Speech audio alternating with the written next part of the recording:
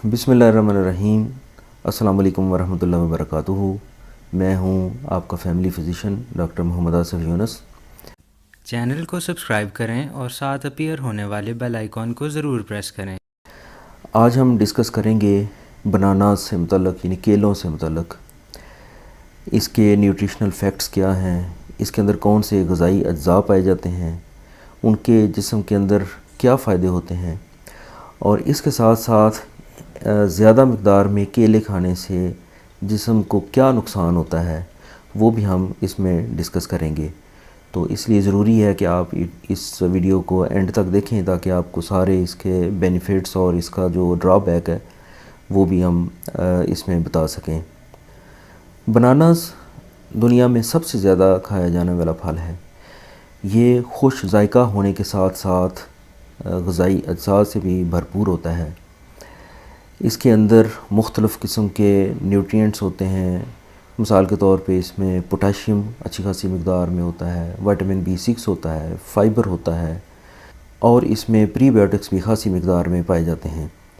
अगर हम इसके न्यूट्रिशनल फैक्ट्स की बात करें तो इसके अंदर जो ग़िज़ाई अज्जा पाए जाते हैं वो कुछ इस तरह से हैं।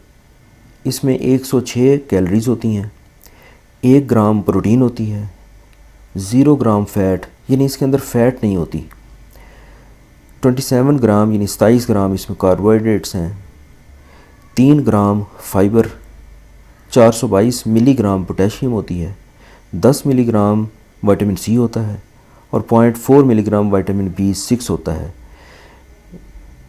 ये जो इंग्रेडिएंट्स हैं ये एक दरमियाने साइज़ के केले के अंदर पाए जाते हैं। इसमें जो पोटाशियम पाया जाता है वो हमारे जिस्म में बहुत एक अहम एक साल्ट है। बॉडी फ्लूइड्स को रेगुलेट करने के लिए पोटाशियम का बहुत रोल है। हार्ट का जो फंक्शन है, नर्व्स का फंक्शन है, हमारे ब्रेन का फंक्शन है, उसके लिए पोटाशियम बहुत बेहतरीन एक उसका रोल होता है। इसके साथ साथ पोटाशियम जो है वो हमारे मसल रेगुलेशन उसके लिए भी बड़ा एक ज़रूरी है। और पसीने में ख़ारिज होने वाला सबसे ज़्यादा जो एक साल्ट होता है जिस्म से वो पोटाशियम होता है।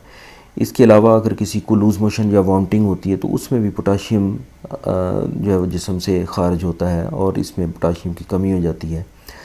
तो केला इस पोटाशियम को रिप्लेस करने में बहुत एक ज़बरदस्त इसकी रिप्लेसमेंट है। इसके अलावा ब्लड प्रेशर के मरीज़ों के लिए भी पोटाशियम लेना बहुत बेनिफिशियल होता है। बनानास के अंदर प्रीबायोटिक्स खासी मकदार में होते हैं। प्रीबायोटिक्स ये प्रोबायोटिक्स की खुराक होते हैं। प्रोबायोटिक्स क्या होते हैं? ये हमारी अंतड़ियों में हमारे फ्रेंडली बैक्टीरियाज़ होते हैं जो हमारे निज़ाम हज़म में, बल्कि जिस्म के मुख्तलिफ़ हिस्सों में ये होते हैं। जो निज़ाम हज़म के जो प्रोबायोटिक्स है उनका मैं ज़िक्र करूँगा कि ये हमारे हाज़मे के निज़ाम को रेगुलेट करते हैं। हाज़मे की जो रतूबतें होती हैं उनको रेगुलेट करते हैं, डाइजेशन को बेहतर करते हैं। तो लेकिन ये हमारी इस्तेमाल होने वाली जो डाइट होती है उसको इस्तेमाल नहीं करते, बल्कि इनकी खुराक कॉम्प्लेक्स कार्बोहाइड्रेट्स होते हैं जिनको हम प्रीबायोटिक्स कह देते हैं। यानी प्रीबायोटिक्स प्रोबायोटिक्स की खुराक होते हैं।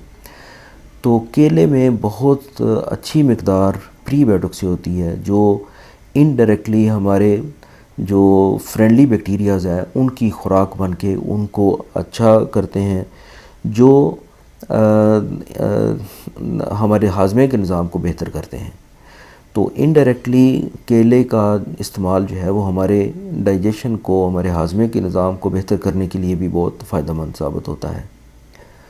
विटामिन B6 ये हमारे एंजाइम रेगुलेशन में बहुत इम्पोर्टेंट रोल अदा करता है। इसके अलावा प्रोटीन मेटाबॉलिज्म, उसके लिए विटामिन B6 जो है वो काफ़ी ज़रूरी होता है। बहुत सारी मेडिकेशंस होती हैं जिसमें विटामिन B6 की सप्लीमेंट देने की ज़रूरत होती है, जैसे एंटी ट्यूबरकुलस ड्रग्स होती हैं।